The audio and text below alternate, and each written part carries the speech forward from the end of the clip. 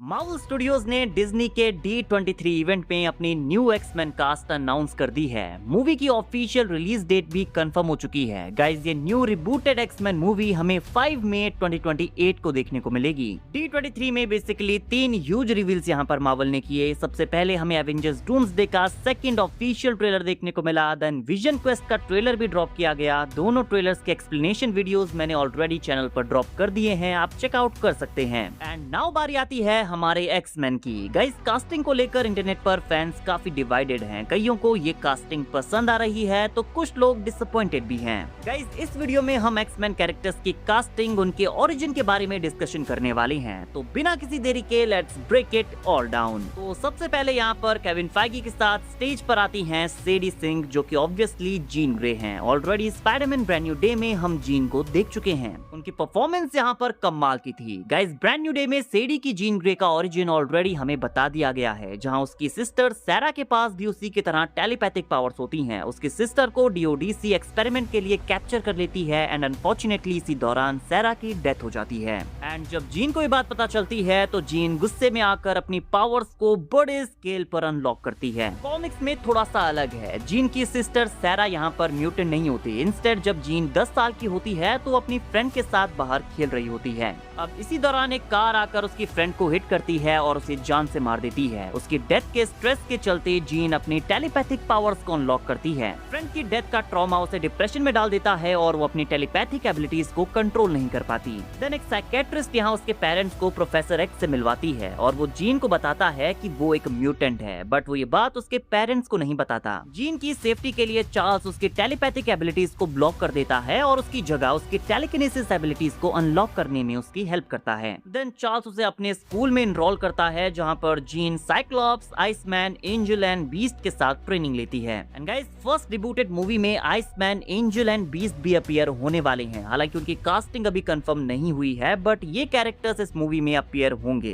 हालांकि यहाँ एमसीयू में जीन ग्रे की ओरिजिन स्टोरी को थोड़ा सा बदल दिया गया है, बट यहाँ पर चार्ल्स उसे अप्रोच करेगा ये तो कंफर्म है, क्योंकि सैरा की डेथ का ट्रॉमा अब भी जीन के साथ है। वो अपनी टेलीपैथिक पावर्स को कंट्रोल नहीं कर पाएगी। देन प्रोफेसर एक्स की यहाँ पर एंट्री होगी जो उसे संभालेगा। देन गाइस, स्टेज पर एंट्री होती है हमारे न्यू साइक्लॉप्स की। किट कॉनर हमारे एमसीयू के न्यू साइक्लॉप्स होंगे। साइक्लॉप्स मेरे one of the favourite X Men characters में से एक है। किट कॉनर को इस रोल के साथ जस्टिस करना होगा, क्योंकि स्कॉट समर्स की ओरिजिन स्टोरी बहुत ही ज्यादा ट्रॉमेटाइजिंग है। उसका नॉर्मल चाइल्डहुड एक फैमिली ट्रिप के दौरान पूरी तरह से बदल जाता है। ट्रिप के दौरान उनके ऊपर एक एलियन अटैक होता है। स्कॉट के फादर पूरी फैमिली को एक प्राइवेट प्लेन से घर ले जा रहे होते हैं, लेकिन तभी एलियंस उन्हें रोक लेते हैं। उसके पेरेंट्स को किडनैप कर लेते हैं एंड स्कॉट को अपने भाई एलेक्स के साथ एक सिंगल पैराशूट के साथ प्लेन से जंप करना पड़ता है। लेकिन जमीन पर गिरने से स्कॉट के सर पर एक चोट आ जाती है, जो कि बाद में उसकी म्यूटेंट एबिलिटीज में एक बड़ा फैक्टर बनती है। जैसे जैसे स्कॉट बड़ा होता जाता है, उसकी हेड की इंजरी उसकी म्यूटेंट पावर, स्पेशली उसके ऑप्टिक बीम्स को सबसे ज्यादा इफेक्ट करती है।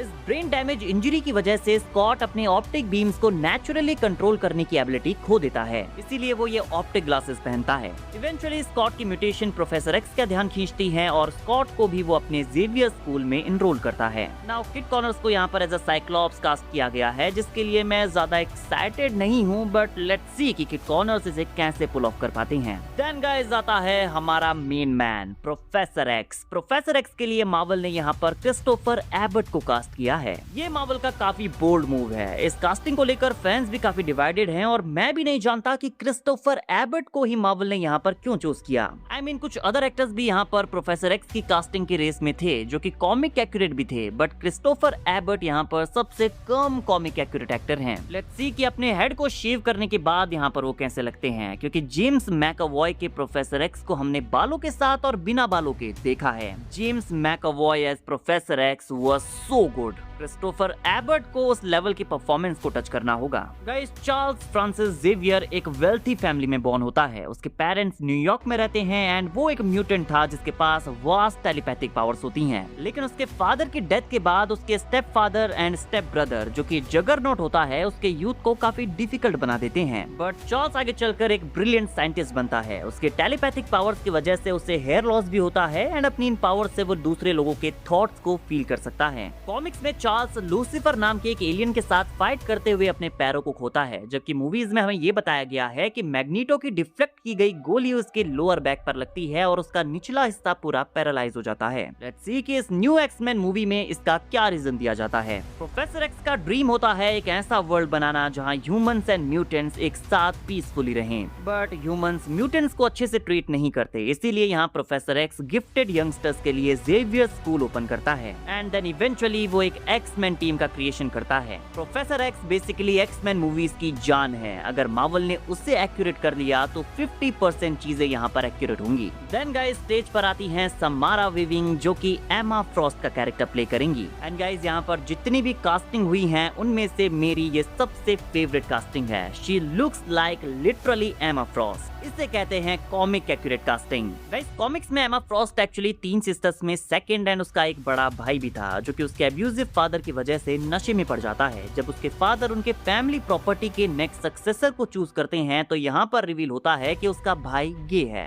एमा के फादर इससे बिल्कुल भी खुश नहीं होते, इसीलिए वो एमा को अगला सक्सेसर चुनते हैं, लेकिन एमा ये रिफ्यूज कर देती है और कहती है कि वो अपनी लाइफ खुद तय करेगी। देन कुछ पैसों के साथ एमा न्यूयॉर्क आती है। यहाँ पर वो अपने हेयर डाई करती है, एम्पायर स्टेट यूनिवर्सिटी में एनरोल करती है और ग्रेजुएशन के बाद बिजनेस वर्ल्ड में बहुत पैसा बनाती है। वो बहुत ही ज्यादा इंटेलिजेंट होती है, चार्मिंग होती है, मेंटल पावर्स उसके पास होती हैं, अपनी बॉडी को वो डायमंड में टर्न कर सकती है। देन आगे हम उसे द हेलफायर क्लब की व्हाइट क्वीन बनते हुए देखते हैं जिस ग्रुप में सारे करप्ट विलन्स होते हैं। देन हम उसे एक हीरो वाला पाथ चूज करते हुए देखते हैं जहाँ पर वो जेवियर स्कूल के टक्कर में मैसाचुसेट्स एकेडमी का क्रिएशन करती है। वो यहाँ पर अपने स्कूल में म्यूटेंट्स को ट्रेन करती है। देन आगे हम उसे एक्समैन ज्वाइन करते हुए भी देखते हैं, तो ये कैरेक्टर बहुत ही ज्यादा इंटरेस्टिंग है। समारा वीविंग यहाँ पर एमा फ्रॉस्ट को प्ले करने के लिए सबसे परफेक्ट एक्ट्रेस हैं। सबसे पहले मैंने उन्हें द बेबी सिटर में देखा था और मैं तब से उनका फैन हूँ। एंड गाइस देन स्टेज पर आती हैं ऑब्सेशन की स्टार इंडी नावारेटी एंड यहाँ पर रिवील होता है कि वो रोग प्ले करने वाली हैं। ऑब्सेशन के मैसिव हिट होने के बाद सीधे इंडी नावारेटी ने एमसीयू में अपना प्लेस बुक किया है। हमने सुना था कि शायद केली स्पेनी रोग को प्ले करेंगी, बट मार्वल ने कहा नहीं, इंडी नावारेटी इज अवर चॉइस। गाइस रोग एके एना मैरी एक्समैन ज्वाइन करने से पहले ब्रदरहुड ऑफ इविल म्यूटेंट्स का पार्ट होती है जिसकी लीडर होती है उसकी अडॉप्टिव मदर मिस्टीक।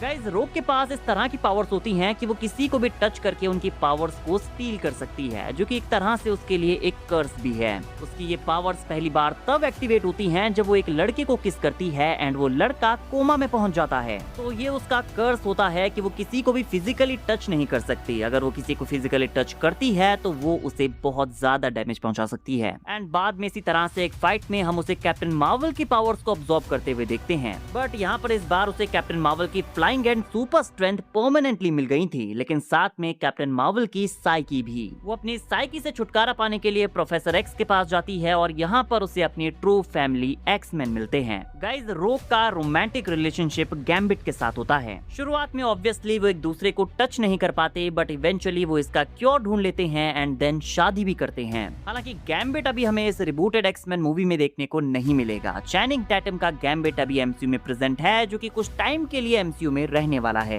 तो न्यू गैम्बिट को आने में अभी टाइम लगेगा। देन गाइस यहाँ पर रिवील होता है कि माया बॉयड को एज टॉम कास्ट कर लिया गया है, जो कि एक्चुअली एक थिएटर एक्ट्रेस हैं and I love this casting. Tom के लिए वो काफी अच्छी चॉइस लग रही हैं। रूमर्स में हमने सुना है कि शायद हमें टॉम एक्समैन मूवी में देखने को ना मिले, वो बाद में ब्लैक पैंथर 3 में अपीयर होगी। गाइस टॉम का रियल नेम अरोरा मनरो है। एक फ्लाइट के उनके घर के ऊपर क्रैश हो जाने की वजह से बचपन में ही उसके दोनों पेरेंट्स की डेथ हो जाती है। इस दौरान अरोरा भी यहाँ रबल के नीचे दब जाती है, जिस वजह से उसे क्लॉस्ट्रोफोबिया हो जाता है, मतलब बंद जगहों का डर। सरवाइव करने के लिए वो एक जेब कतरी बन जाती है, लेकिन फिर उसके ऊपर नजर पड़ती है प्रोफेसर एक्स की, जो कि उसे एक्समैन ज्वाइन करने के लिए कहता है। गाइस टॉम मार्वल के one of the most powerful female characters में से एक है। वो एक्समैन को लीड कर चुकी है, एवेंजर्स की टीम का पार्ट भी बन चुकी है, फैंटास्टिक फोर को भी उसने एक बार ज्वाइन किया था, गॉडेस ऑफ थंडर भी वो बन चुकी है एंड कॉमिक्स में ब्लैक पैंथर के साथ शादी करने के बाद उसे क्वीन का टाइटल भी मिला था। शायद इसी वजह से उसे ब्लैक पैंथर 3 में इंट्रोड्यूस किया जा रहा है, क्योंकि यहाँ ब्लैक पैंथर एंड स्टॉर्म के बीच की कहानी बिल्ड की जाएगी। स्टॉर्म एक ओमेगा लेवल म्यूटेंट है, वो वेदर एंड एटमॉस्फेयर को कंट्रोल कर सकती है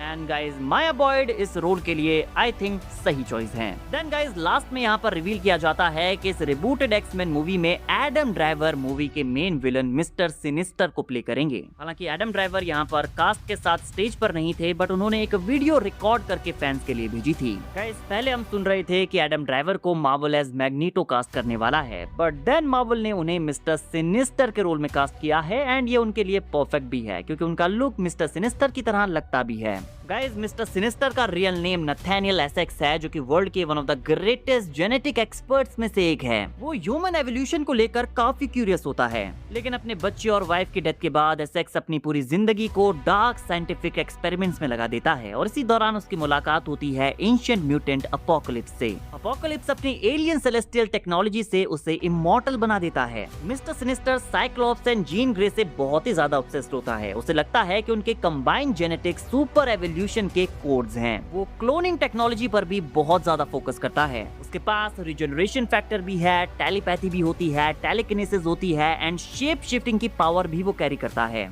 एंड रिबूटेड एक्समैन मूवी में उसे एज अ मेन विलन उतारा जाने वाला है जो कि काफी इंटरेस्टिंग होने वाला है। एंड गाइस केविन फाइगी ने यहाँ पर कंफर्म किया है कि इनके अलावा भी हमें और एक्समैन की कास्टिंग फ्यूचर में देखने को मिलने वाली है जो कि हमारी रिबूटेड एक्समैन मूवी में अपीयर होंगे। बट फिलहाल जो मार्वल ने एक्समैन की कास्टिंग अनाउंस की है गाइस उसके बारे में आपका क्या कहना है कॉमेंट करके जरूर बताइए। आपके अकॉर्डिंग इनमें से सबसे बेस्ट कास्टिंग कौन सी है? पर्सनली मुझे एमा फ्रॉस्ट एंड स्टॉर्म की कास्टिंग बहुत ज्यादा पसंद आई। अपने थॉट्स गाइस कमेंट सेक्शन में जरूर से बताना। बाकी वीडियो अगर अच्छी लगी हो तो वीडियो को लाइक एंड चैनल को सब्सक्राइब करना ना भूलें बिकॉज ऐसी ही अमेजिंग वीडियोस हम डेली लाते रहते हैं।